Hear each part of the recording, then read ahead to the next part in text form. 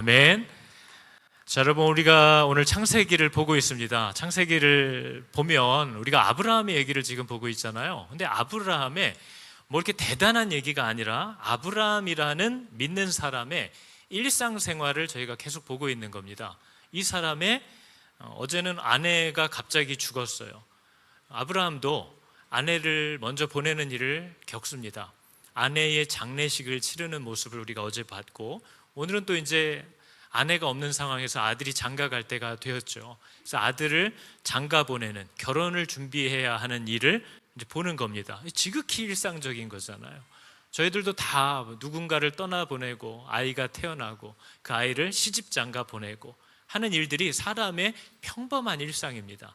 근데 우리가 그런 아브라함의 평범한 일상생활의 기록을 이렇게 보면서 이 사람이 왜 이런 행동과 이런 말과 이런 결정들을 하는지를 보게 되고, 또 그가 도대체 누구랑 무슨 약속을 맺었기에 결혼을 준비하는데 자꾸 이런 기준들, 이런 방법들을 자꾸 얘기하는지를 우리가 그의 삶을 보면서 배우게 되고, 또 아브라함에게 그런 명령을 하신 분은 도대체 누구시고 왜 그런 명령을 하셨을까? 이런 것을 생각하게 함으로써 하나님이 누구신지를 배우게 되는 귀한 복음의 통로가 되는 것을 우리가 보는 겁니다. 뭘 통해서요? 아브라함이라는 사람의 그냥 일상생활을 통해서요. 그냥 누구나가 다 겪어야 되는 삶이에요. 만나야 하는 일들이고, 그런데 이 사람이 그 일을 어떻게 하느냐, 어떤 방향을 갖고 있느냐, 이 사람은 어떤 기준을 도대체 누구로부터 받은 거냐, 이런 것들을 통해서 아브라함의 그 평범한 삶이 세상에 하나님이 누구시고 그분이 우리에게 왜 이런 명령을 하시고 그 명령이 우리에게 왜 복된지라는 것들을 전하는 복음의 통로요, 정말 진리의 메신저가 되는 것을 우리가 보고 있는 거죠. 아브라함은 지금 아내 장례식을 치르고 있어요. 근데 아브라함은 워낙에 하나님과 함께 걷는 방향이 분명하고 가진 기준이 있는 사람이라 아내의 장례식을 치를 때 이 사람은 이 가나안 땅에 속해 있는 사람도 아니고 이방인인데 굳이 가나안 땅의 한 부분을 막대한 값을 치르고 샀어요. 제가 묵상 중에도 나눴지만 싸게 산 게 아닙니다. 거저 받은 것도 아니에요. 굉장한 값을, 어떻게 보면 과하게 말하면 바가지를 써서라도 이 값을 치르고 사서 아내를 하나님이 주겠다고 한 땅에 묻습니다. 그 말은 이 땅을 하나님이 장차 우리에게 주시겠다고 했어 라는 말을 믿고 있다라는 그의 확신인 거죠. 그의 믿음의 신앙의 고백인 거예요. 우리가 갈 수도 없는 곳에 사랑하는 사람을 묻지 않잖아요. 금방 이사 가야 되는데 그 자리에 묻지 않을 거 아니에요. 그러나 이 아브라함의 행동은 하나님이 여기를 주시겠다고 했기 때문에 이곳이 나와 내 후손들이 대대로 살 곳이다 라는 그의 신앙의 고백을 값을 치르면서 아내를 그곳에 묻는 것으로 드러냈다 하는 거죠. 그래서 아브라함은 장례를 치렀지만 그 장례를 통해서 하나님이 아브라함에게 무슨 약속을 하셨고 아브라함이 도대체 뭘 믿고 이 일을 하는지를 세상에 알리게 되는, 오늘날 우리들에게까지 말하고 있는 그의 일상을 통해서 우리에게 얘기하고 있는 복음이 되었다라는 걸 보여줍니다. 아브라함이 오늘 아들의 결혼을 준비하는 모습, 여러분 우리들도 아들, 딸 결혼 준비하는 분들이 많잖아요. 또 결혼을 실제 준비하고 있는 아들들과 딸들도 우리 가운데 많이 있습니다. 그런데 아브라함이 이 며느리를 구하는 모습을 보니까 뭐 평범한 일이잖아요. 며느리를 구하고 사위를 구하고 남편을 구하고 아내를 찾는 일을 하고 있는데, 이 일 가운데 아브라함의 기준은 뭐예요? 하나님이 믿음의 사람, 우상 숭배의 자리에서 나를 떠나라고 하셨기 때문에 내가 며느리 구하겠다고 다시 그곳으로 돌아갈 수는 없는 노릇이다. 그러니까 내 친족들, 믿는 자들 중에 며느리를 구해야 한다. 그리고 혹시나 그 여자가 아무리 마음에 들어도 나를 따라오지 않겠다고 하고 그 자리에 머물러 있겠다고 하거든, 더 나아가 내 아들더러 그쪽으로 와서 같이 살자고 하거든, 없던 일로 하자. 결혼을 포기하더라도 부름을 포기할 수는 없다라는 게 며느리를 맞이하려고 하는 아브라함의 결혼 준비에서 나타나고 있는 거죠. 그래서 우리는 이 모습을 보면서 아브라함이 여전히 처음에 부르심 대로 순종하려고 불편하고 사람도 많지 않고 어렵더라도 다시 수월하고 편한 자리로 돌아가지 않고 내가 하나님이 있으라고 한 이 자리에 있겠다라는, 머무르겠다는 그의 의지와 결단을 보여주는 걸 우리가 어제의 아들 결혼 준비를 하면서 보는 겁니다. 여러분, 하나님이 이거는 아들 결혼만의 문제가 아니에요. 왜냐하면 아브라함을 통해서 하늘의 별과 같은 후손을 주겠다고 했는데 아들이 장가를 못 가면 어떻게 해요? 그러면 그 약속은 끝나는 거잖아요. 그러니까 이거 하나님의 약속이 끝나게 생겼어요. 저희들이 그렇잖아요. 이렇게 하나님의 뜻을 이루어 드린다고 우리는 하나님의 뜻을 이루어 드리고 영광을 하나님께 돌려드려야 되는데 상황이 여의치 않아. 이게 자꾸 이렇게 하나님의 말씀대로 정도로만 가려고 하니까 기회가 없어. 그럴 때 우리는 어떻게 하는 거예요? 하나님의 뜻을 이루어 드리려고 하나님의 방법을 벗어나는 일들을 합니다. 하나님, 잠깐만 기다리세요. 제가 지금은 비록 예배 못 드리고 말씀도 못 읽고 신앙생활 못 하지만 그래서 세상에서 성공해가지고 제가 교회도 지어드리고 아주 그냥 어려운 사람들 도와주고 하나님의 뜻을 제가 섭섭지 않게 도와드리겠습니다. 이런 생각하는, 이런 말하는 사람들 주변에서 많이 봅니다. 근데 하나님의 뜻을 이루어 드리겠다고 하나님이 명하신 자리에서 벗어난다라는 건 있을 수 없는 일이에요. 그러니까 바울이 뭐라고 얘기하는 거예요? 이 아브라함이 며느리를 찾아야죠. 하나님의 약속을 이루려면, 후손이 생기려면. 그러나 하나님이 말씀하신 자리, 하나님이 말씀하신 그 길을 가는 사람 중에 찾을 수 없다면 그건 내가 할 수 있는 것의 끝이다. 거기까지 하면 된다.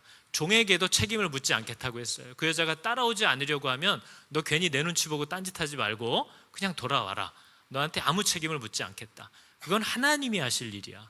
그건 하나님이 하시는 일이지 내가 할 수 있는 일이 아니다. 그러나 나는 하나님이 말씀하신 자리에 있을 거야. 여러분, 오늘날 교회 안에서 이런 믿음을 봅니까? 저는 청년들한테도 많이 듣거든요. 목사님, 집, 교회, 회사, 집, 교회, 회사 다니니까 시집을 못 가요. 장가를 못 가요. 저 잠깐 나갔다 올게요.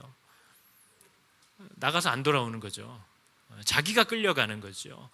그러나 여기에서 보여주는 이 아브라함이 결혼을 준비하는 모습을 통해서 우리는 내 부름이 무엇이고 하나님이 우리에게 명하신 것이 무엇인가, 그 이유가 무엇인가 라는 것을 주변 사람들에게, 가족들에게 드러내고 선포하는 복음의 사람으로서의 역할을 하게 된다는 걸 보는 겁니다. 우리가 오늘 아브라함의 종을 통해서도 보지만 종이 주인의 심부름을 하는 건 일상이에요. 종은 늘 주인의 심부름을 하죠. 그런데 이 종이 주인의 심부름을 하는 그 지극히 평범한 모습이 하나님이 어떤 분인지를 드러내는 복음의 기지의 역할을 하는 겁니다. 이 종이 뭐예요? 종이 자기 지혜나 자기 경험이나 자기 방법으로 하지 않고요. 이 일은 내 주인의 하나님이 은혜를 주셔야만 이루어질 수 있는 일이다. 이것을 기억하고 인정하고 그 하나님의 도움을 구하려고 하는 걸 봅니다. 심부름하는 걸 통해서요. 심부름하는 거. 그런데 그 주인의 도움을 구하려고 애를 써요. 그리고 우리 주인이 어떤 분인지를 종은 잘 압니다. 주인이 누구를 따라 사는 사람인지도 알아요.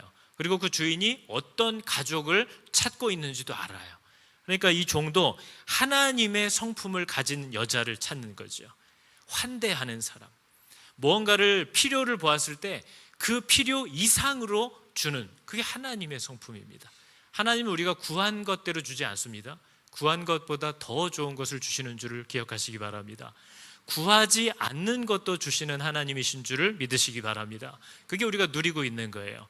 그래서 그러한 성품, 하나님의 성품을 가진 사람을 하나님 제가 찾기를 원합니다. 그리고 가자고 할 때 억지로 꼬셔서 우리 주인의 아들은 부자야 이런 거 갖고 따라가는 여자가 아니라 자발적으로 따라가는 사람이 아니면 결정하라고 하잖아요. 설명을 다 해주고 그 아버지에게도 딸에게도 다 얘기합니다. 너희들이 따라올 건지 아닐 건지 나에게 알려달라. 그래서 내가 그냥 놓고 갈지 데리고 갈지 결정하게 해달라 얘기하는 거죠. 이게 하나님의 성품이에요. 우리를 부르시고 붙잡아 주시고 끌어당기시지만 우리가 스스로 나오기를 원하시는 하나님이신 줄을 기억하시기 바랍니다. 그래서 감 떨어지기 기다리듯이 입 벌리고 있는 분들은 죽었다 깨도 하나님을 만날 일이 없어요. 우리가 오늘 종을 통해서 보는 순종은 뭐예요? 기다림이라는 거. 성경이 말하는 기다림이라는 건요, 하나님이 어떻게 해주실 때까지 이렇게 넉놓고 있는 게 아니라 적극적으로 하나님이 말씀하신 방향을 향해 뛰어가면서 그분이 일하실 때까지 달려가는 걸 기다린다라고 얘기하는 거예요. 가만히 있는 걸 기다리는 게 아니에요. 그분이 말씀하신 대로 기도하면서 종이 그 먼 길을 따라갑니다. 그러나 기도가 끝나기도 전에 이 여자를 만났다고 성경이 오늘 얘기하는 거죠. 이게 기다림이에요. 그분이 말씀하신 방향을 향하여 그분이 말씀하신 방법대로 부단히 움직이고 있는 상태를 기다리고 있다라고 얘기하는 겁니다. 그분이 이렇게 하실 거라고 분명히 얘기했기 때문에, 이 방향이라고 얘기했기 때문에 그 방향으로 계속 달려가고 있는 상태, 그게 기다림인 거예요. 반대로 뛰면서 뭐 아쉬우시면 다시 부르시던가, 이걸 기다림이라고 하지 않아요. 기다림은 믿음에서 오는 거거든요. 잘 믿는다는 말은 잘 기다린다는 뜻입니다. 아직 오지 않았기 때문에, 그러나 올 것이라는 걸 믿기 때문에 기다리고 있다라는 거예요. 그걸 믿음이라고 얘기하는 거죠. 그래서 잘 기다릴 줄 모르는 사람 중에 믿음이 좋은 사람은 없어요. 잘 믿는다는 건 잘 기다린다는 뜻과 똑같기 때문에 그렇습니다. 그래서 여러분, 우리가 성경을 보면 성경은 성경에 등장하는 모든 인물들의 일상생활을 기록해 놓은 책이에요. 그죠? 잘 생각해 보세요. 성경은 등장하는 인물들이 그들이 살아가면서 만났던 어떤 문제, 또 지나가고 있는 어떤 시간들, 그 가운데를 살아가는 그들의 모습들, 그들이 했던 말들, 그들이 했던 결정들, 그들이 했던 선택들의 기록이 성경입니다. 그러니까 모든 믿는 사람들의 일상생활이에요. 그러니까 한마디로 성경은 하나님이 우리에게 얘기하고 싶어 하시는 어떤 내용을 누군가가 먹고 자고 결혼하고 자녀를 키우고 일터에서 갈등을 하고 사고를 만나고 아픔을 당하고 문제를 만나고 은혜를 받고 하는 어떤 사람이 겪고 있는 일상을 통해서 우리에게 전달하고 있는, 성경은 누군가의 생활 모음집이에요. 그래서 우리가 지금 읽고 있는 창세기가 뭐예요? 여러분, 창세기는요, 이 순서가 어떻게 가고 있냐면, 어떤 한 가정, 아브라함이라고 하는 한 가정에 4대에 걸친 가족사입니다. 4대에 걸친 이민사, 결혼, 출산, 가족 간의 갈등, 이게 창세기의 내용이에요. 그들은 일상을 살았을 뿐이에요. 누굴 따라서요? 하나님을 따라서. 하나님을 따라서 자신의 평범한 일상을 순종해서 살아가려고 애썼던 사람들이에요. 그리고 그들의 그 순종 위에 하나님의 일하심이 계속 따라와요. 그게 성경이라고 하는 거예요. 오늘날 우리들의 삶의 모습이 뭐여야 되는 거예요? 우리가 하는 하나님의 일은 뭐예요? 우리의 일상을 믿음으로 사는 거예요. 우리의 일상을 하나님의 말씀대로 따라가는 거예요. 그래서 룻기를 보면, 룻기는 뭐예요? 남편과 자식을 다 잃은 어떤 비참한 여자의 이야기가 룻기예요. 그리고 그 비참한 시어머니를 모시고 함께 살겠다고 한 어떤 며느리의 일상과 먹고 살기 위해서 밀주스러 나갔던 일과, 그죠? 재혼의 과정이 어땠는지, 그게 룻기의 내용이에요. 복음서도 제자들이 예수님과 함께 먹고 자고 다니면서 겪은 제자들의 회고록이 복음서입니다. 다 그렇죠? 바울의 편지는 뭐예요? 오늘날 저와 여러분들을 생각하면서 썼을까요? 바울이 편지를? 바울의 편지는요, 개척한 교회마다, 만나는 성도라고 하는 사람들마다 일어나는 마찰과 분란과 갈등과 거짓과 누가 크냐 갖고 싸우고 있는 모습 때문에 이 사도가 번민을 하면서, 때로는 공격을 받으면서 기록했던 고단한 목회 서신들입니다. 그게 바울의 삶이에요. 고린도 교회를 지나왔는데 지들끼리 누가 크냐고 싸우고 있대요. 나는 바울파다, 나는 아볼로파다, 이러고 싸우고 있대요. 얘들아 정신 차려라, 이게 우리가 할 짓이니? 하고 보냈던 편지를 우리가 하나님의 말씀으로 보고 있는 거죠. 그러니까 한마디로 바울은 이런 자기의 글들이, 편지들이 성경으로 들어갈 거라는 걸 알지도 못한 사람이에요. 하나님이 그걸 통해서 우리에게 얘기하고 있는 거죠. 그래서 여러분, 성경이 우리에게 가르쳐주는 우리의 사명이라는 건 생각보다 우리가 잘 이해를 못하는 경향이 있습니다.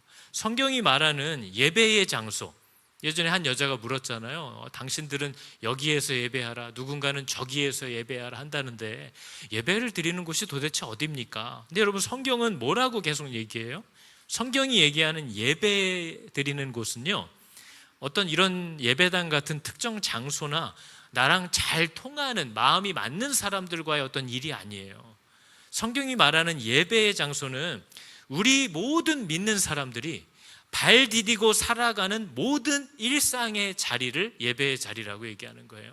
네가 가는 곳 그 어디나, 네가 서 있는 곳 그 어디서나, 네가 그리스도께 복종하는 그곳이 하나님의 나라가 임하는 것이고, 하나님이 다스리시는 것이고, 하나님의 능력과 권능이 임하는 예배의 자리가 될 거다, 그렇게 얘기를 한 거예요. 그래서 우리의 모든 믿는 사람이 믿음으로 살아가는 그 모든 자리가 예배의 처소인 줄을 기억하시기 바랍니다. 성경이 말하는, 우리들이 정의하는, 성경이 말하는 성공이 뭘까요? 성공, 성경이 말하는 능력, 이런 건 뭘까요? 우리는 이런 걸 보면 잘 되는 거, 어떤 사람들은 흉내내지 못하는 특별한 기적, 이런 것들을 우리는 성공, 능력 이렇게 표현을 해요. 근데 성경이 말하는 성공이나 능력은 하나님이 나를 두신 그 모든 상황과 자리에서 하나님을 신뢰하고 따르는 것을 성경은 능력이라고 얘기합니다. 그리고 그걸 성공이라고 얘기하는 거예요. 그 결과가 남들이 보기에 어떨지 모르지만 하나님의 뜻대로 순종하고 있는 그 상태를 권능이라고 하는 거고, 능력이라고 하는 거고, 성공이라고 얘기하고 있는 거죠. 그래서 성경이 말하는 하나님의 일, 하나님의 사역, 우리가 늘 입에 붙이고 다는 그거, 주님을 위하여, 하나님 나라를 위하여, 하나님의 일을 위하여 라는 것도 어떤 특정한 지역, 특정한 사람, 이들을 위한 활동이 아니라 성경이 계속 반복적으로 얘기하는 하나님의 일은 하나님이 나를 세워두신 자리, 하나님이 나와 만나게 하신 관계, 하나님이 나에게 허락한 사건, 그 상황 속에서 믿음으로 약속을 따라서 정직하게 인내하면서 하나님께 순종하는 삶의 태도를 하나님의 일이라고 얘기하는 겁니다. 그래서 제자들이 하나님의 일을 어떻게 하면 할까요? 그랬더니 하나님의 보내신 자, 나를 믿는 게 하나님의 일이다. 자녀를 키울 때 남들이 어떻게 키우나 보면서 불안해하지 말고 나를 믿어라.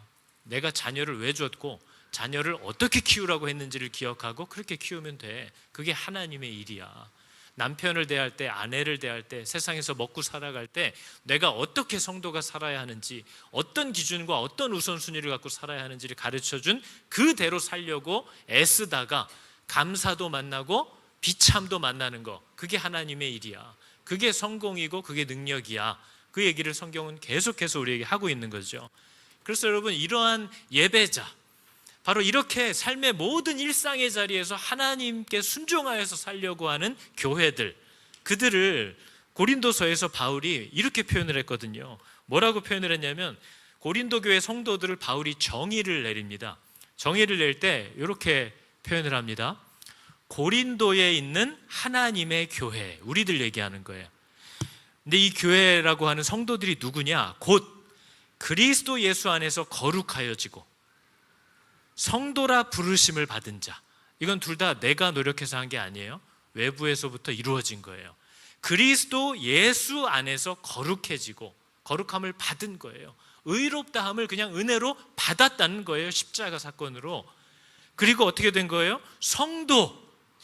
성도라고 부르심을 입었다는 거예요.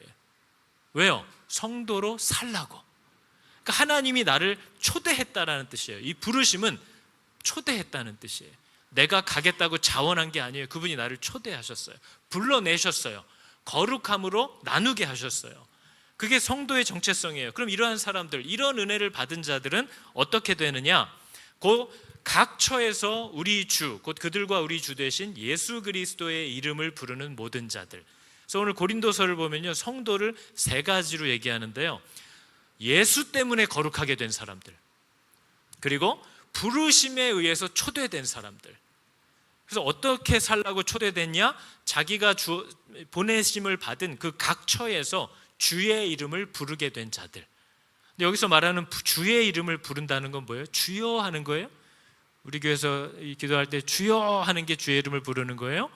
성경이 말하는 주의 이름을 부른다라는 건 그분을 내 주인으로 인정해서 전적으로 그분에게 의지하고 그분의 뜻대로 순종하려고 하는 신앙 고백적인 행위를 주를 부른다라고 얘기하는 거예요.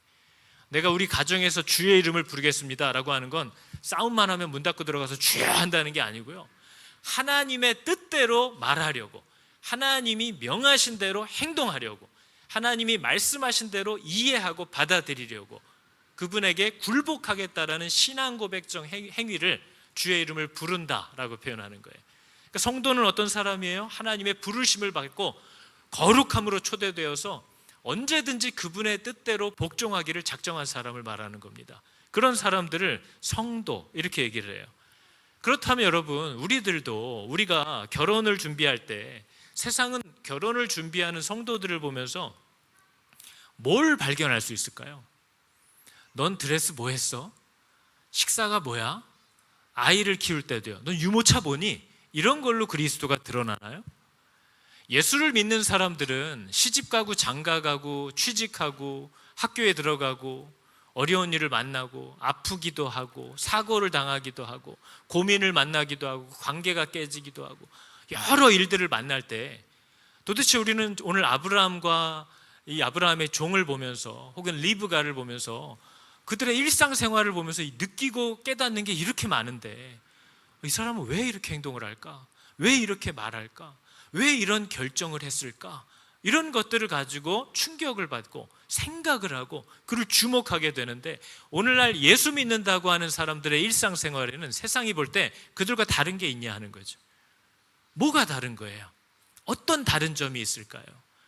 예수 믿는 사람들에게는 뭔가 다른 기준이 분명히 주어진 줄을 우리는 적어도 아는데 왜 믿는다고 하는 성도들의 결혼과 자녀 양육과 출산과 임신 기간과 직장을 찾고 있는 그 어려운 시간과 이런 시간 속에서는 어떻게 해야 그리스도가 드러날 수 있는가 하는 게 성경이 우리에게 주고 있는 질문입니다. 그래서 여러분, 우리가 내가 지금 던져진 자리, 나를 뿌리신 그 자리에서 자라난다라는 것, 그 삶을, 그 자리를 살아낸다라는 것, 이걸 우리가 예배라고 얘기하는데 그 자리에서 주의 이름을 부른다는 게 무슨 뜻이냐 하는 거죠. 예전에 중국 교회, 그 중국 지하 교회의 산 증인이라고 할 수 있는 셰모산 목사라는 분이 있어요. 근데 이분이 어떤 분이냐면요, 복음을 전하는 것 때문에 한참 중국이 기독교 탄압이 엄청 심했던 그 70년대, 60년대 요 사이에 강제로 끌려가서 감옥에 이제 투옥돼 가지고 이분이 23년간 그 당시에 옥살이는 정말 사람이 죽어나가는 그런 옥살이입니다. 그런 강제 노역 그리고 수시로 당하는 고문, 정말 손목에 채운 그 쇠 철사 수갑을 간수들이 잡고 막 질질 끌고 당겨가지고 손목에 뼈가 다 드러나야만 되는 그런 상태로 23년에 매일 맞고 비명 지르고 고문당하고 그리스도를 부인하라고 하고 이걸 23년을 당했던 분입니다.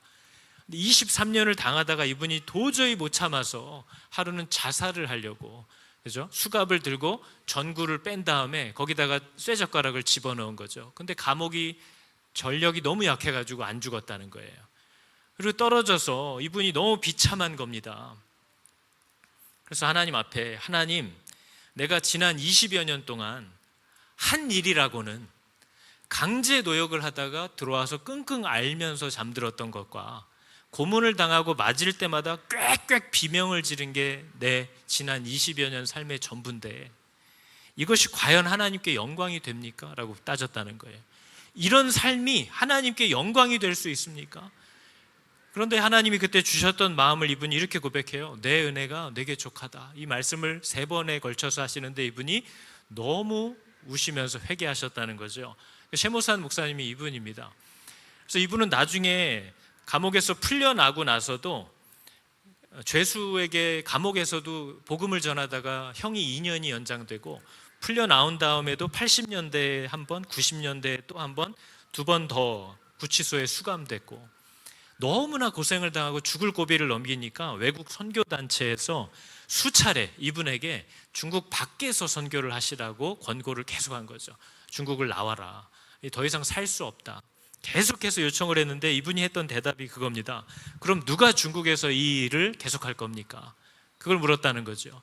그런데 이분의 고민도 그거였어요. 나는 23년이 넘도록 강제 노동을 하면서 맞고 소리 지르는 것밖에는 한 일이 없었는데 이것이 그때에 내가 할 수 있는 하나님께 하나님을 신뢰함으로 영광을 돌리는 일이 될 수 있느냐, 이게 이분의 질문이었던 거죠.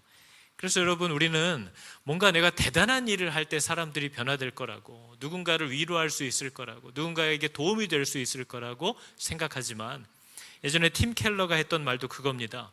우리가 두려움과 고통의 시간을 지나가고 있는 어떤 사람들에게 도움을 줄 수 있는 최고의 방법은 내가 그 똑같은 두려움과 고통의 시간을 만났을 때에 신실하신 하나님을 발견하고 그분 안에서 위로를 누리는 것밖에 없다. 이렇게 얘기를 한 거죠. 무슨 말이에요? 내가 누구를 도와줄 수 없어요. 근데 두려움과 고통 가운데 힘들어하는 사람들을 도울 수 있는 유일한 방법은 나도 그들과 똑같은 시간을 보낼 때에 하나님의 신실하심을 발견하고 누리고 고백하면서 살아내는 것, 그게 나와 똑같은 시간을 보내는 사람들을 위로하는 최고의 방법이다 라고 얘기를 하는 거죠. 그래서 여러분, 이게 우리 교회에서도 보시겠지만 우리 교회에서 항상 얘기하는 게 뭐예요? 내가 하나님을 아는 것. 내가 하나님을 아는 것이 세상이 하나님을 알게 하는 거예요.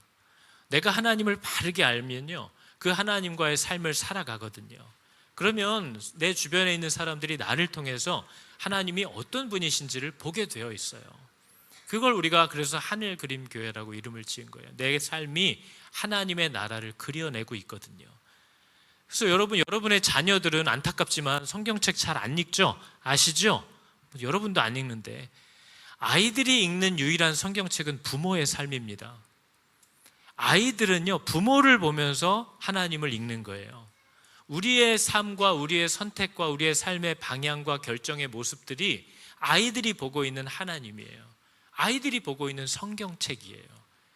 우리가 어떻게 쓰고 있는지 아시겠죠? 그래서 하나님을 의지할 수밖에 없다고 얘기하는 거죠.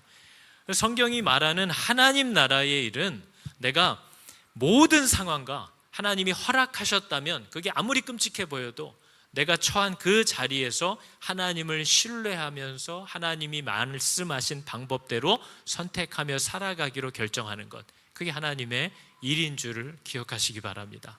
그래서 여러분, 우리가 주일에 내가 왜 주일에 조금 일찍 오고 조금 늦게 가면서 이것저것을 살피고 창문 열고 선풍기도 갖다 놓고 내가 이런 일을 왜 하고 있냐? 이유가 그리스도여야 하는 거예요. 목사님이 오라고 그래서요. 그 집사님이 자꾸 불러가지고요. 얼마나 비참한 인생입니까? 그런 인생은.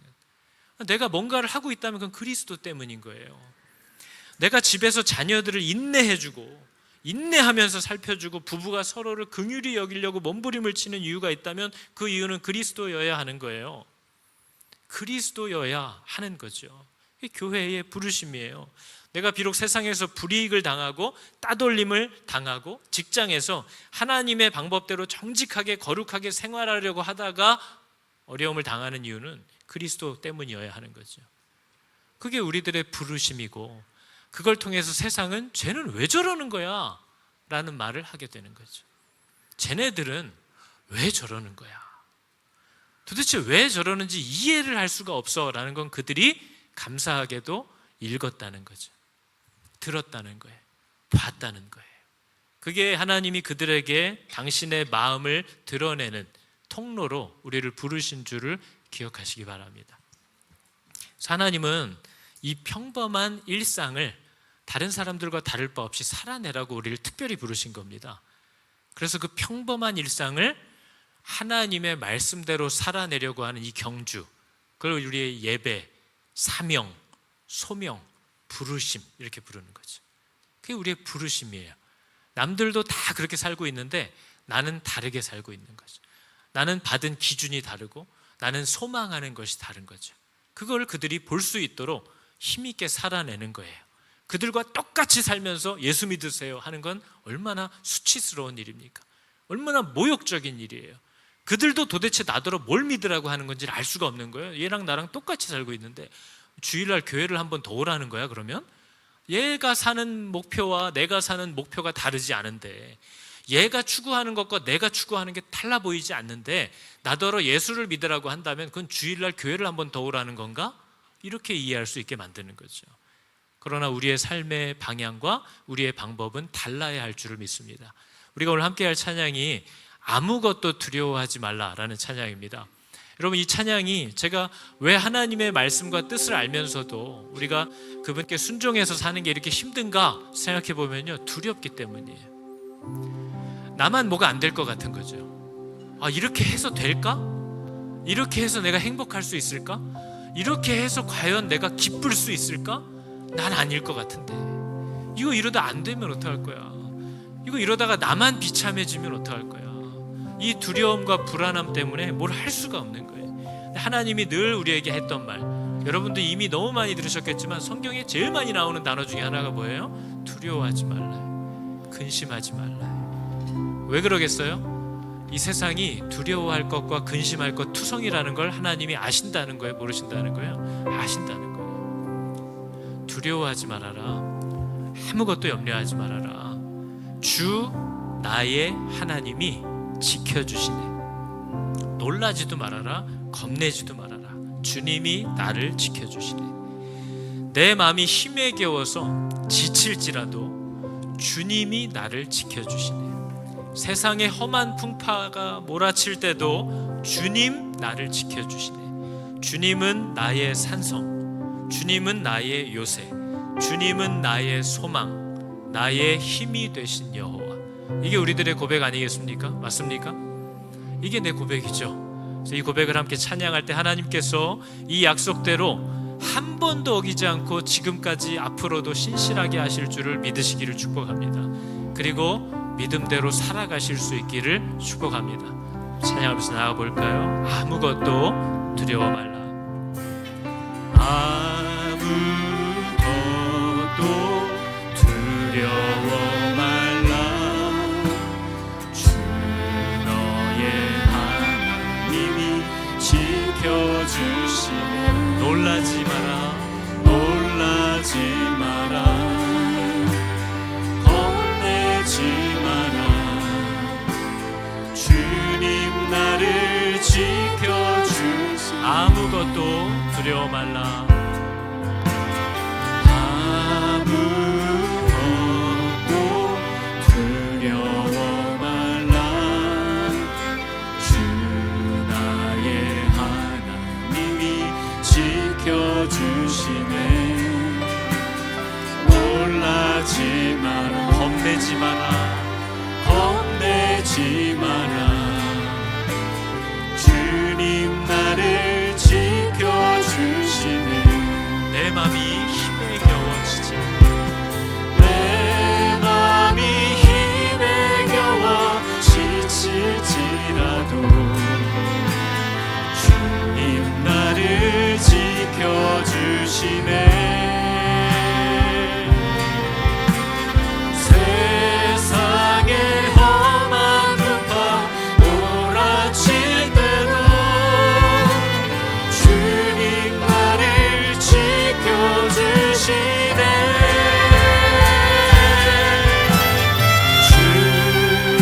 주님은 나의 산성, 주님은 나의 요새, 주님은 나의 소망, 나의 힘이 되신. 내 맘이 힘에 겨워 지칠지라도, 내 맘이 힘에 겨워 지칠지라도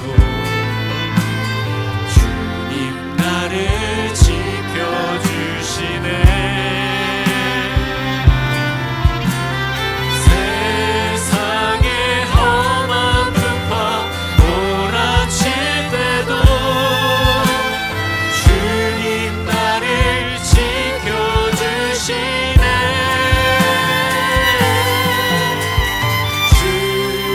주님은 나의 산성,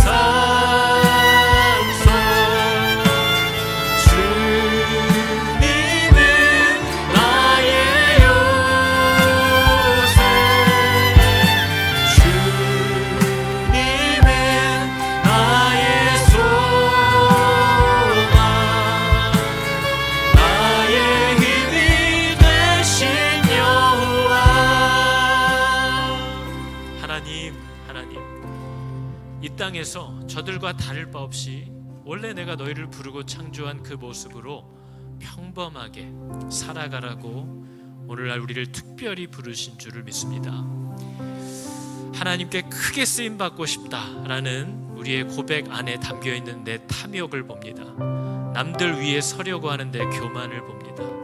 하나님께서 내게 허락하신 정말 그 귀한 가정과 관계와 아이들과 이웃들이 있는데, 또 무엇보다 우리 하늘그림 교회 안에 묶어주신 우리 귀한 교우들이, 가족들이 있는데, 이들을 돌아볼 줄은 모르고, 이들을 위해 기도할 줄도 모르고, 이들을 위해 살아갈 줄도 모르고, 구별되어 거룩함으로 하나님을 믿는 믿음대로 세상을 살아가는 그 치열한 싸움은 잊어버리고, 온통 허탄하고 내가 드러날 수 있는, 내가 칭찬받을 수 있는, 내가 인정받을 수 있는 자리들만을 늘 목말라하고 돌아다니는 내 모습이 우물가의 그 여인과 전혀 다를 바가 없어 보입니다. 나를 만족해 하시는 분 예수 그리스도인 줄을 깨닫게 하여 주시고, 나를 부르심이 이 땅에서 저들과 똑같이 살아가라고, 그러나 다르게 살라고 부르신 줄을 기억하게 하여 주시옵소서. 주께서 큰 은혜로 걸음마다 함께 하시며 우리를 진실로 복되게 하여 주실 줄을 믿습니다.